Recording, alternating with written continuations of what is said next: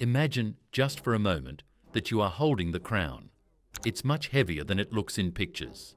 It's cold metal, hard stones, but the real weight isn't the gold. It's the history pressing down on your brow. We tend to look at the past 1,000 years of Britain and see a single, unbroken line of kings and queens. We assume the job description has always been the same. Sit on the throne, wear the crown, rule the land. But that's an illusion. The reality is far more turbulent.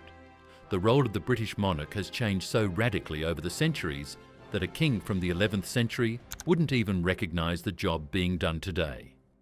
It has evolved through 7 distinct levels, 7 different ways of wielding power, from brutal absolute force to quiet symbolic duty. To understand the first level, you have to forget the pomp and circumstance. You have to go back to a time when the crown wasn't something you inherited. It was something you took. Close your eyes and picture the autumn of 1066. The ground near Hastings is slick with mud and blood. This is where the first level begins, the warrior chief. William the Conqueror didn't arrive with a legitimate claim. He arrived with an axe. In this era, a king was only as good as his ability to personally crush his enemies on a field like this. There was no parliament to debate with, no constitution to hide behind. There was only the king's sword arm and the loyalty of the men terrified enough to follow him. William secured England by turning the entire country into an occupied territory. He planted massive stone castles on every hilltop, constant looming reminders of who was in charge. It was rule by direct intimidation. You might wonder, how does a man sleep when his entire authority rests on violence? The answer is with one eye open. He didn't just sit on the throne, he built a fortress around it. A century or two later, the violence settles down, slightly. We move to level 2, the Feudal CEO. The king is no longer just a warlord, he's the manager of a vast corporation called the kingdom. Think of Edward I. Power was now about land, paperwork and strategic marriages. The king sat at the top of a complex pyramid, leasing land to barons in exchange for knights. But even a CEO has rivals who refuse to be acquired. You might wonder, what happened when this feudal CEO tried to expand his business too aggressively? He met level 2 resistance. Imagine the scene in 1314 at Bannockburn. Facing down the English machine was Robert the Bruce, King of Scots. Bruce wasn't just a rebel. He was a rival monarch who understood that a king's power came from his people's will, not just a neighbour's permission. While Edward tried to enforce management from London, Robert proved that a king in the north could hold his ground with a smaller army and a fiercer heart. The crown was supreme, yes, but as Robert proved, it was never invincible. And when that brittle foundation cracked, chaos rushed in. This brings us to the darkest period, level 3, the broken crown. This is the era of the Wars of the Roses in the 1400s. Imagine a time when nobody is quite sure who the rightful king actually is. Is it the mentally unstable Henry VI? Is it the ruthless Richard III? The monarchy stopped being a stable institution and became a prize in a violent free-for-all. During these decades, the level of the monarch crashed. A king wasn't God's anointed representative anymore, he was just the guy who happened to win the last battle. The mystique was gone. If you were a noble with enough soldiers, you started looking at that crown and thinking, why not me? The crown had become a shiny bauble lying in the mud, waiting for the strongest or most ruthless hand to snatch it up. Out of that chaos rose the dynasty that redefined everything. The Tudors brought us to level 4, the divine Autocrat. And interestingly, they did it by leaning on their ancient lineage.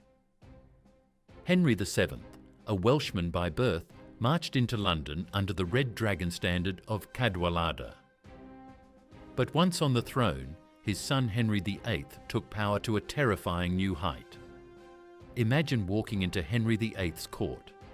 The smell of roasting meat and expensive perfume is thick in the air, barely masking the scent of terror. Henry didn't just want to rule the land, he declared himself the spiritual head of the nation. He and his daughter, Elizabeth I, constructed a mythology that they were chosen by God himself. They didn't just demand your taxes, they demanded ownership of your very soul. But level 4 power is an addictive drug, and the next dynasty, the Stuarts, overdosed on it. This leads to the inevitable climax, level 5, the Tyrant and the Crash. Charles I believed the Tudor hype. He believed in the divine right of kings, that he was answerable only to God, and certainly not to the irritating bunch of landowners in Parliament. But England had changed. The people were richer, more educated, and tired of being treated like ATMs by the Crown. The collision was catastrophic. Civil war ripped the country apart, and it ended on a freezing January afternoon in 1649, outside the banqueting house in London. Imagine the hush of the crowd as the anointed king was led out onto a scaffold. The swing of the axe didn't just kill a man, it shattered the idea of absolute monarchy forever. The level of absolute power ended not with a whimper, but with a terrifying thud. For 11 years, Britain tried being a republic. It didn't care for it. They invited the monarchy back, but the rules of the game had fundamentally changed. We enter level 6, the constitutional servant. When William and Mary were invited to take the throne in 1688, they had to agree to a contract, the Bill of Rights. It was a deal. You can wear the nice hat and live in the palace, but Parliament makes the laws and controls the money. Through the Georgian era, the monarchs were still active players. They hired and fired prime ministers, they meddled in politics, but they were fighting a losing battle against the rising tide of democracy. The king was no longer the engine of the state, he was the hood ornament. The lion had been tamed, fitted with a bridle made of laws. And finally, we arrive at the modern era. Level 7, the symbol. Starting really with Queen Victoria and perfected by Queen Elizabeth II, the monarch retreated almost entirely from politics. But something strange happened. As their actual power vanished, their influence grew. The monarch became the living embodiment of the nation's history.